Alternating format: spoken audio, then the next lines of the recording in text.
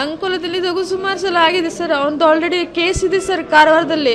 ಅವನಿಗೆ ನಾನು ಹೊಡೆಯೋ ಪರ್ಮಿಷನ್ ಇಲ್ಲ ಆಗಿತ್ತು ಸರ್. ಆದರೂ ಕೋರ್ಟ್ ಆರ್ಡ್ರಿಂದ ನನಗೆ ಇಲ್ಲಿ ಕರ್ಸ್ಕೊಂಡ್ರು ಸರ್. ಅಂದರೆ ಹೆಂಡತಿ ಮಕ್ಕಳ ಜೊತೆಗೆ ಸಂಸಾರ ಮಾಡಬೇಕಂತ ಕೋರ್ಟ್ ಆರ್ಡ್ರ್ ಇಸುತ್ತೆ. ಅವನಿಗೆ ಬೇರೆಯವ್ರ ಹೆಂಗಸನ ಜೊತೆಗೆ ಎಫೇರ್ ಇದೆ ಸರ್. ಅವ್ರ ಅಕ್ಕನ ಮಗಳ ಜೊತೆಗೆ ಎಫೇರ್ ಇದೆ. ನೈಟಲ್ಲಿ ಅಲ್ಲೇ ಇರ್ತಾನೆ ಸರ್. ಹಗಲು ಹೊತ್ತಿಗೆ ಮಾತ್ರ ನನ್ನ ಹತ್ರ ಬರ್ತಾನೆ ಸರ್.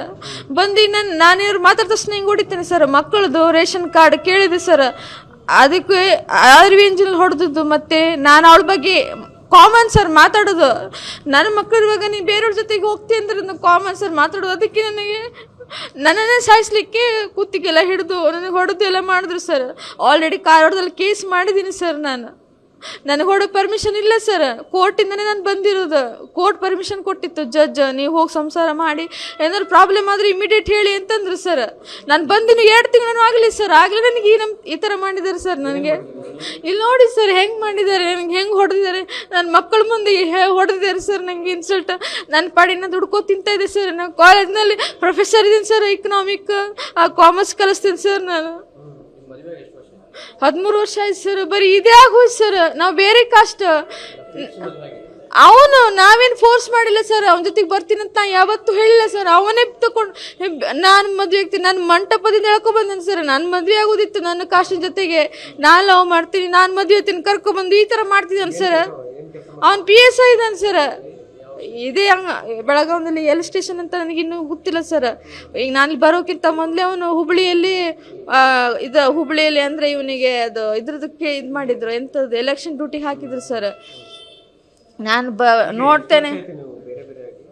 ನಾವೀಗ ಅಂದರೆ ನನ್ನ ಸೆಕೆಂಡ್ ಮಗ ಹುಟ್ಟಿದಾಗಿಂದ ನಾವು ಬೇರೆ ಆಗಿದ್ದೀನಿ ಸರ್. ನಾನು ಅಂಕೋಲದಲ್ಲಿ ಸೇಫ್ ಆಗಿದ್ದೆ ಸರ್. ಇವನು ಮತ್ತೆ ಕೋರ್ಟ್ ಏನಂತ ಇಬ್ಬರು ಜೊತೆಗೆ ಸಂಸಾರ ಮಾಡಿ ಆಮೇಲೆ ನೋಡುವ, ಡಿಸೈಡ್ ಮಾಡುವ ಮುಂದೆ ಏನು ಮಾಡೋದು ಅಂತ ಹೇಳಿ.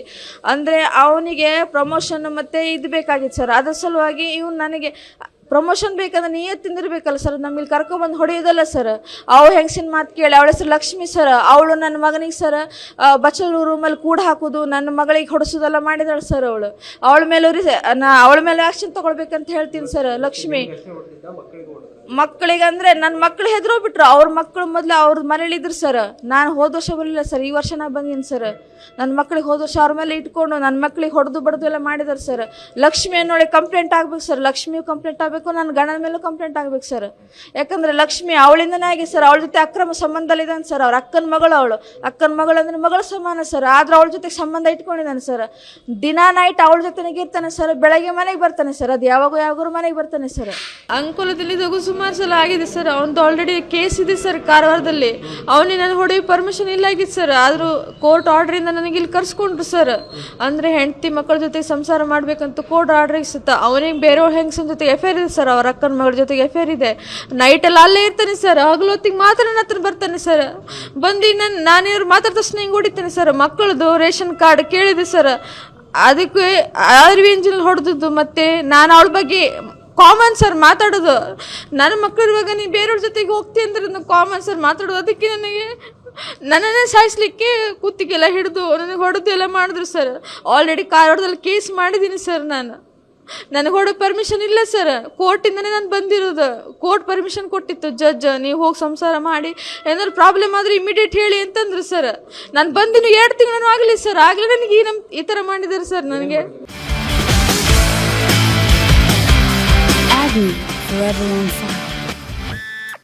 ಇಲ್ಲಿ ನೋಡಿ ಸರ್ ಹೆಂಗೆ ಮಾಡಿದ್ದಾರೆ, ನನಗೆ ಹೆಂಗೆ ಹೊಡೆದಿದ್ದಾರೆ. ನನ್ನ ಮಕ್ಕಳ ಮುಂದೆ ಹೊಡೆದಿದ್ದಾರೆ ಸರ್. ನನಗೆ ಇನ್ಸಲ್ಟ್. ನನ್ನ ಪಾಡಿನ ದುಡ್ಕೋ ತಿಂತಾ ಇದೆ ಸರ್. ನಾನು ಕಾಲೇಜ್ನಲ್ಲಿ ಪ್ರೊಫೆಸರ್ ಇದ್ದೀನಿ ಸರ್. ಇಕನಾಮಿಕ್ ಕಾಮರ್ಸ್ ಕಲಿಸ್ತೀನಿ ಸರ್. ನಾನು 13 ವರ್ಷ ಆಯ್ತು ಸರ್. ಬರೀ ಇದೇ ಆಗೋಯ್ತು ಸರ್. ನಾವು ಬೇರೆ ಕಾಸ್ಟ್.